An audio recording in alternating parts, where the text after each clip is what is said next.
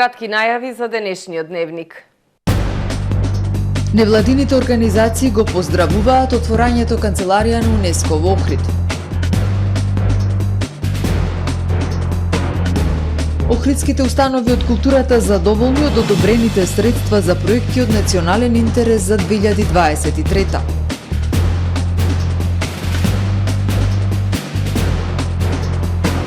Трошоците за живот и понатаму растат.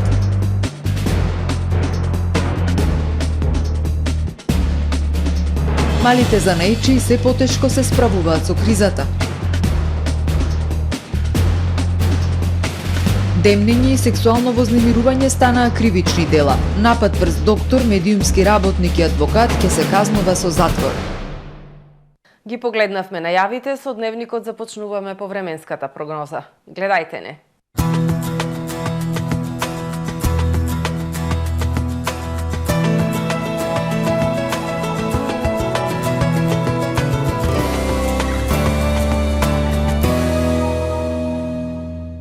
Во Охрид денес студено утро, а времето во текот на денот сончево и потопло со дневни температури до максимални 7 степени Целзиусови во текот на ноќта кон среда, ведро и студено. Утре над Пиринеите и југоисточна Европа времето стабилно со зголемена облачност, по локално над британските острови и Португалија слаби и локални врнежи од дожд. На Балканскиот полуостров во среда времето ќе биде претежно сончево со локална облачност и потопло со пораст на температурите на крајниот север, зголемена облачност. Максималните дневни температури на Балканот од 7 до 15 степени Целзиусови. Во Македонија во среда студено утро, благ пораст на утринските температури кои сега ќе бидат од -6 до +2 степени. Времето во текот на денот сончево, ветровито и топло, максималните дневни температури во интервал од 7 до 14 степени во Македонија. Во Охрид во среда повторно студено утро, температурата 0, во текот на денот сончево и потопло, ќе дува слаб североисточен ветер, максималната дневна 9 степени. Во четврток, петок сончево и топло време, со минимална температура од -1 односно 1, дневната ќе достигне 10 односно 11 степени. Во сабота во Охрид претежно сончево време, со локална облачност и високи температури, минималната 2, дневната 12 степени Целзиусови.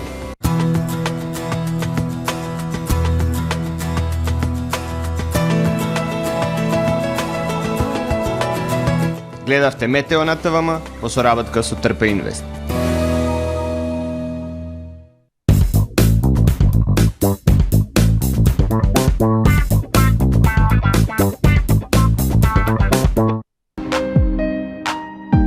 Ресторан Далга. Супер акција во Миса Маркети. Лариве сет 459 денари, Росал Лип Балм 99 денари, Цетру 50 мл 399 денари, Straight Red Coat 299 денари, Old Spice гел за туширање плюс стик 299 денари, Александрија 469 денари, Рафаело 199 денари, Најлепше желје 39 денари. Пазарете со мерак, ваши Миса Маркети. Нашата приказна. Како започна љубовта со Тамаро за денот на влюбените. Раскажете ни ја вашата приказна. Како започна вашата љубов и Тамаро и пријателите ве наградуваат со вредни награди. Ноќевање за двајца во Крушево, романтична вечера за двајца и пакет вино. Уште и бројни помали награди и подароци на Супер Радио. Што треба да направите? Нашата екипа до Свети Валентин ќе ги посетува најголемите маркети на Тамаро. Доколку ве одбере, раскажете ја вашата приказна и бидете дел од нашата приказна. Приказна во која ја славиме љубовта. Тамаро за денот на влюбените. Добре дојдовте во светот на Кармен Бау Центар. Во беспрекорно уреден продажен простор, купувањето во еден Бау Центар никогаш не било попријатно. Со гордост ви го представуваме нашиот шоурум Мараци, со најголем избор на плочки од мараци и санитарија од светски познатите брендови Грое, Колпасан, Идеал Стандард, Рока, Унитас. На располагање ви е нашиот архитект кој ќе ви помогне во осмислување на вашиот проект. Располагаме со најбогатата палета на ламинат во државава. Одберете од 100 различни дизајни на Swiss Chrono. Покрај стандардниот избор на фасадните системи Knauf и Bekament, ви нудиме богат избор на професионален алат на реномираните производители Bosch и DeWalt. Кармен Бауцентар на улица Железничка.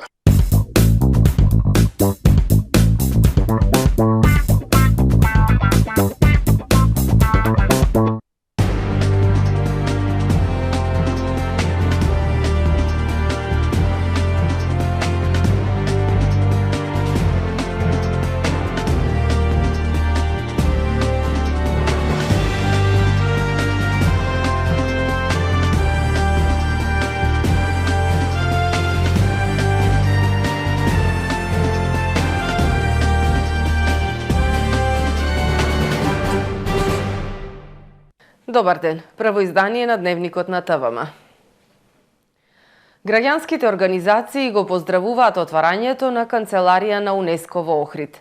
Велат дека се надеваат канцеларијата на УНЕСКО да донесе подобар мониторинг на состојбите, поголема контрола и дека ќе се намали девастацијата на заштитеното подрачје.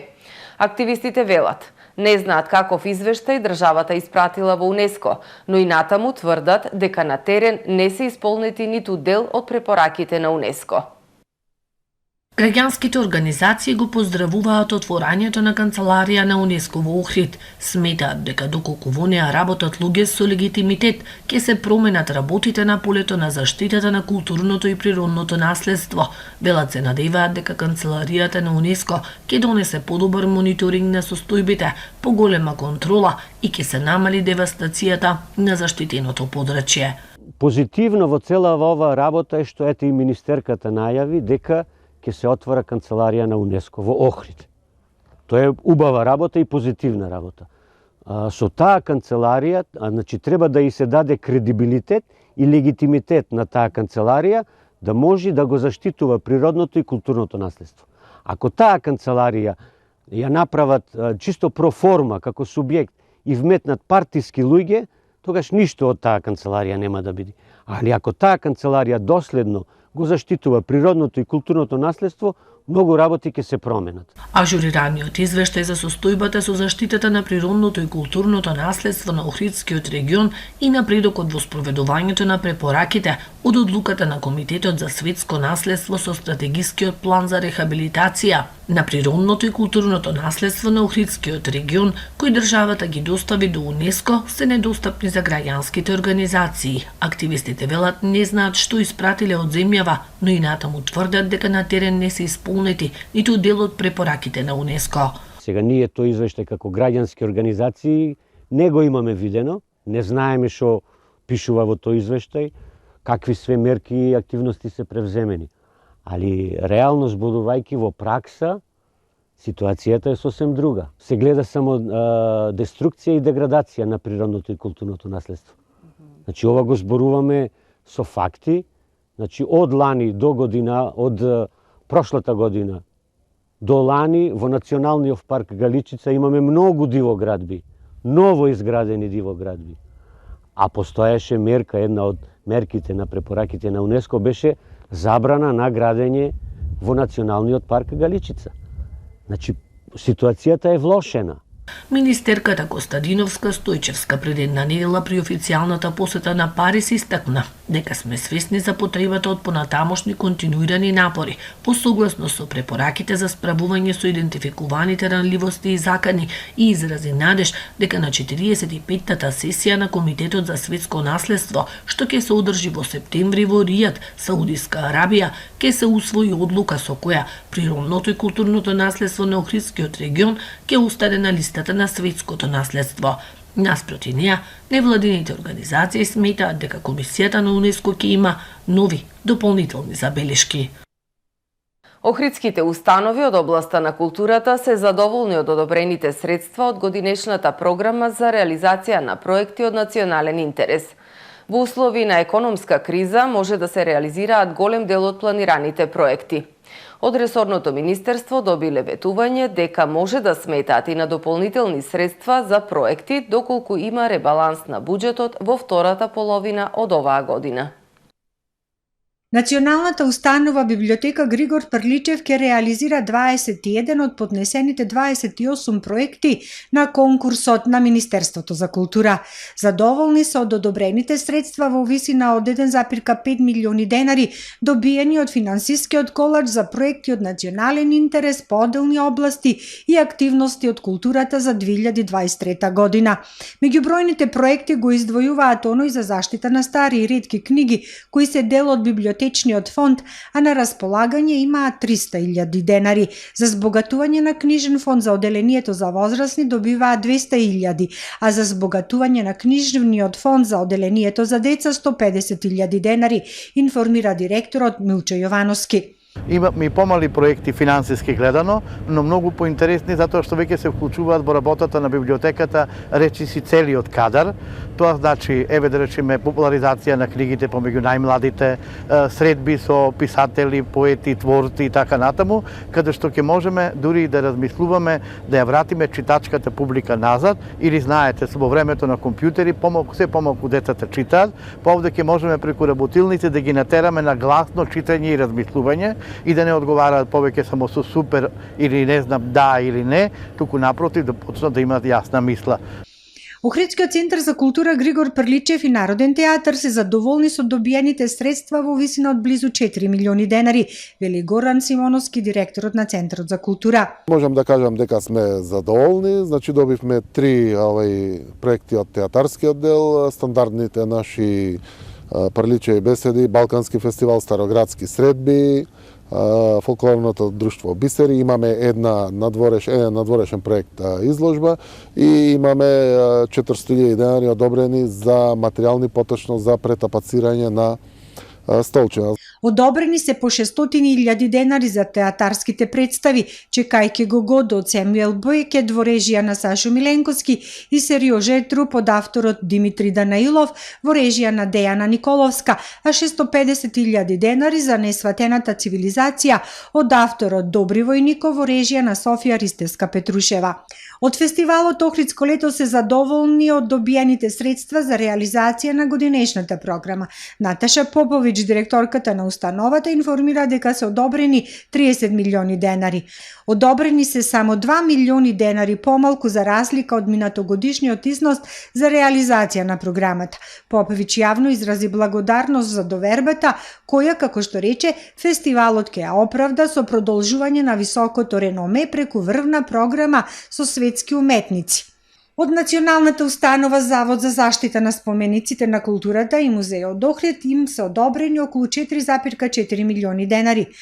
Помеѓу повеќето проекти, најмногу средства се одобрени за набавка на техничка опрема и систем за вентилација за потребите на конзерваторската лабораторија при Националната установа Завод за заштита на спомениците и културата и музеот Охрид. Конзервација на централната кула од северниот Бедемски ѕид, на северната половина на цитаделата, како и до истражување на просторот од Самуилова тврдина, конзерваторско-реставраторски работи на живописот од црквата Свети Богородица Болничка, дигитализација на документацијата од археолошките истражувања на локалитетот Плаошник, увид на состојбата на меморијалните споменици од НОБ и нивно интервентно санирање на оштетувањата, се само мал дел од проектите за кои се одобрени средства на Националната установа Завод за заштита на спомениците од културата и музеј Охрид. На денешниот онлайн состанок Министерката за култура Бисера Костадиновска Стојчевска ветила дополнителни средства за проекти на установите доколку има ребаланс на буџетот во втората половина од оваа година.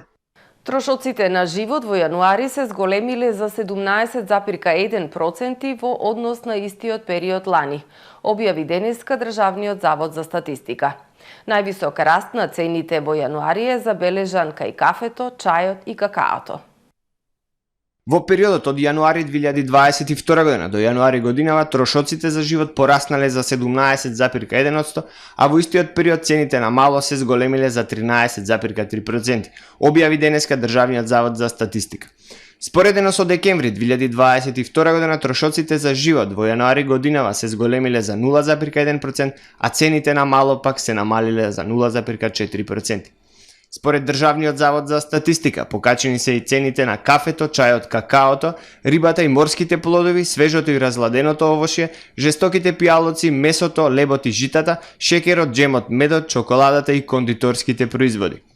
По повисока цена се набавува и електричната енергија, а зголемување на цените има и кај услугата за собирање смет, весниците, канцеларискиот материјал, големите електрични апарати за домаќинства, како и за нивната поправка, конскиот прибор, спортската опрема, производи за лична хигиена. Поредено со декември минатата година, минатиот месец по намалена цена се продавале свежиот зеленчук, маслото и вината, а намалување на трошоците било забележано и кај воздухопловниот патнички транспорт, снабдување со вода, обувките, горивата, како и малите електрични апарати за домаќинство.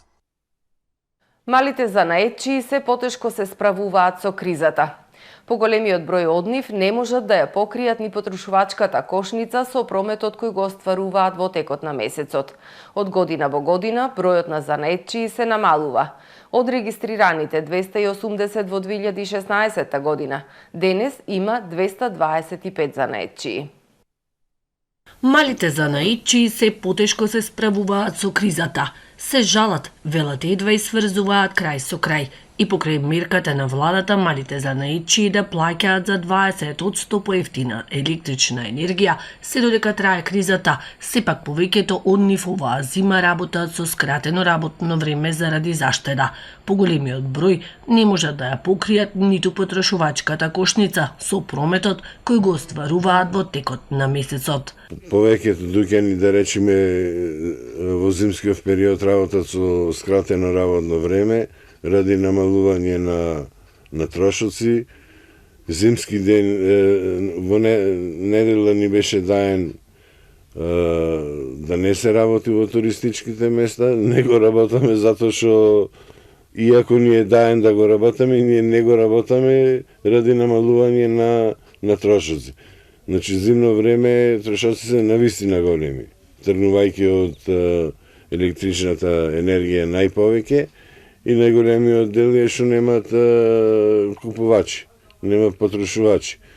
Сето тоа ги зголемува трошоците, а работа се помалу. Занаетчиите велат дека трошоците им се огромни, како за сметки, така и за кирии, а потрошувачката е многу мала во овој период од годината. Голем број занаетчии низ годините ставија клуч на врата. Континуирано бројот опаѓа. Ќе ви кажам и причината, значи негде 16-17 година со владините мерки тога дава 5 години платени придонеси за плата и персонален данок. Сега ако поминеат тие 5 години, тие сите што имаат тога отворено фирма, сега ги затвораат фирмите и бројот на фирмите опаѓа.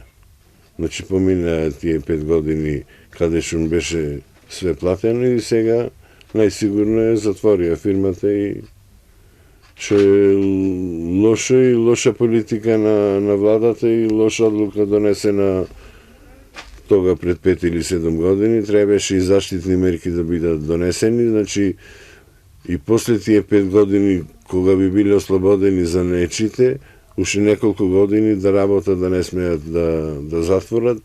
Старата чаршија во минатото беше символ на занаетчиството во градот, но за жал од година во година бројот се намалува. Од регистрираните 280 пред неколку години, денес има 225 занаетчии во Охрид. Демнење и сексуално вознемирување станаа кривични дела, а напад врз адвокати, здравствени и медиумски работници ќе се казнува со затвор. Напади и закани врз адвокати, здравствени и медиумски работници од сега ќе се третираат како напади врз службени лица, со измените на кривичниот законник кои беа изгласани вчера во собранието. За закани по живот кон оваа група на луѓе ќе се одговара со парична казна или со затворска до 6 месеци.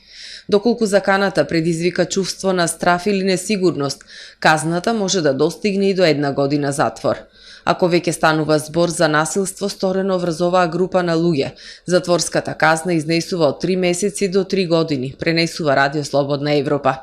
Во кривичниот законник предвидени се казни за јавно искажани закани за кривични дела на интернет кои се поттикнати од каков било вид на дискриминација. Правдата за заканите, адвокатите, новинарите, снимателите, лекарите и медицинските сестри ќе треба да ја бараат со приватна тужба, а нема да им следува по службена должност. За прв пат во кривичниот законник се вметнуваат кривични дела како демнење и сексуално вознемирување. Со новите измени на законот се предвидува дека со парична казна или затворска до 3 години ќе се казни човекот за кој судот ќе утврди дека ве следи, прогонува, психички ве вознемирува, злоставува или застрашува лично или преку пишана комуникација, како и ви ги злоупотребува личните податоци. Казната е поголема ако ова дело го стори близок човек, односно сегашен или поранешен интимен партнер, како и доколку делото е сторено кон дете, тогаш казната може да достигне и до 5 години затвор. Вчера во 14 часот и 50 минути во СВР Охрид било пријавено дека во Општа болница Охрид со повреда бил донесен малолетник од Охрид. Според пријавеното, тој сам се повредил при ракување со воздушен пиштол. Подоцна, со судска наредба, бил извршен претрес во домот на малолетникот, при што биле пронајдени и одземени пиштолот, неколку диаболи и потврда за пријавено пневматско оружје. Исто така, во полициска станица бил извршен службен разговор со родителите на малолетникот, а по целосно документирање на случајот ќе следи соодветен поднесок, информираат од СВР Охрид. Во продолжение да ги погледнеме и вестите од светот. Утро во светот беше сведок на уште едно чудо во Турција, каде по 198 часа од урнатините во Кахрамарас беа извлечени двајца браќа, 17-годишниот Мухамед Енес и неговиот брат 20-годишниот Абдулаки. 9 дена чекале помош. Утрово конечно беа извлечени од урнатините и според првичните информации се во добра состојба. Спасувачките тимови од повеќе од 70 земји се во Турција и работат дење и ноќе за да најдат преживеани. Со оглед на тоа што поминаа повеќе од 7 дена од резорните земјотреси, секој извлекување живи од урнатините се смета за чудо.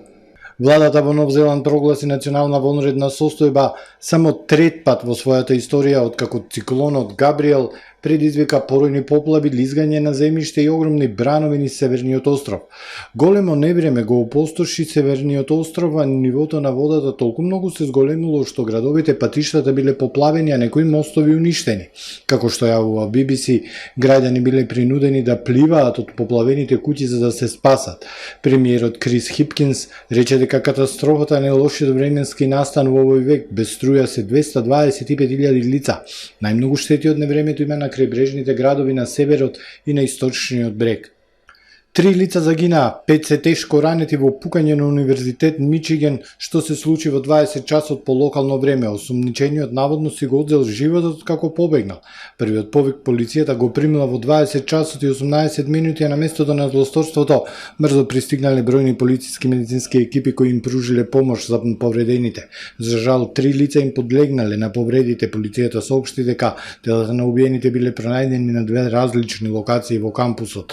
За сега не е познато колку студенти имал во кампусот во моментот на нападот. Осумничениот починал прострелни рани кои самиот ги нанел. Мотивот за нападот не е познат. Мраморното море кај Истанбул наеднаш се повлекло за 15 метри, што предизвикало голема загриженост кај жителите. Од Техничкиот факултет од Истанбул пак велат дека повлекувањето на морето не е поврзано со разорните земјотреси што на 6 февруари го погодија југот на земјата и однесоа повеќе од 37.000 животи во Турција и соседна Сирија. Причина за тоа не се неодамнешните земјотреси, станува збор за метеоролошки феномен кој настанал поради промени во притисокот, велат експертите. И покрај тоа што експертите информираат дека нема потреба за грижа, жителите на Истанбул вознемирено споделуваат фотографии и видеа од голиот брег на социјалните мрежи. Овде живеам 20 години, до минатата недела не можев да се приближам на овој дел од плажата во Авчилар, вели жител. Посочува дека водата се повлекла најмалку 15 метри, а можеби и повеќе. Почитувани гледачи, ова е се во првиот дневник. Ви благодарам за довербата. Пријатно!